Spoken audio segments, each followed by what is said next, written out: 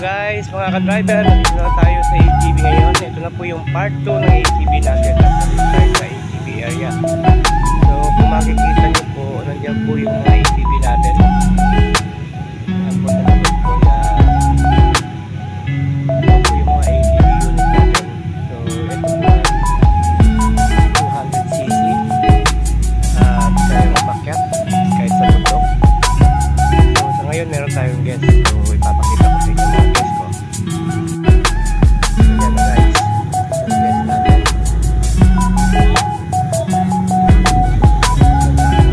Iikot pa lang po.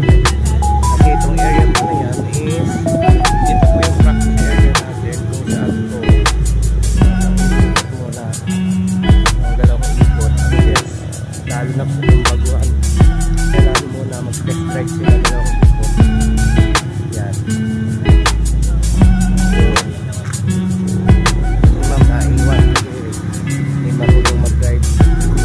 Mamaya dadaanan yung sasakay din siya dyan. Yan po sila. Ito po yung practice area natin. Dalawang ikot po sila dyan. Katapos na lang umikot dyan,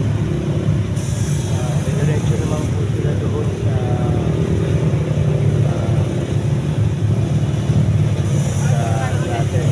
isang area doon sa taas na may mga animal ang replica.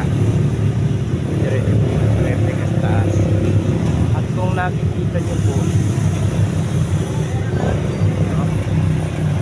itong bundok po yan, aakyat pa po yan sila doon. Iikot pa po yung ating ATV doon sa taas.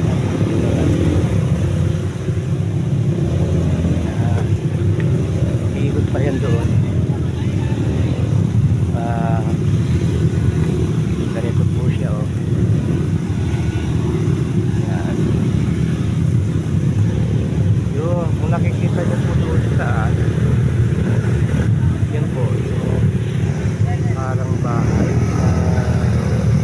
unit. Yung unit po kasi aakyat nyo nila, overlooking po yan. Makikita niyo po ang buong isla ng Boracay at Romblon pag nandun po kayo sa taas. Napakaganda po guys. Yan na po sila. Papunta na po sila ng replicas. Ayan po.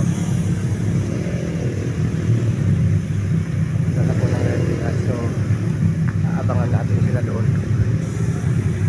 Yun nga guys, papunta ko ngayon sa replicas para abangan natin yung mga guests doon. Naglalakad doon ako papunta doon. Kung nakikita niyo po yung buong paligid ko puro bundok po yan. Ayan po,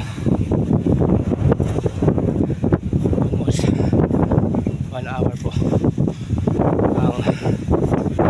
ang driving ng Jacob ATV Adventure. Kaya medyo hinihingal ako.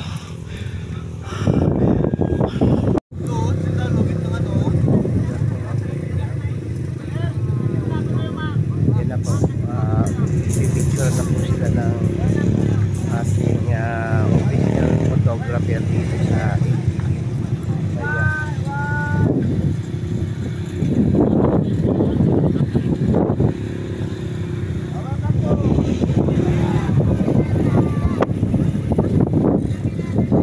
yan na po sila. Yung tag sila.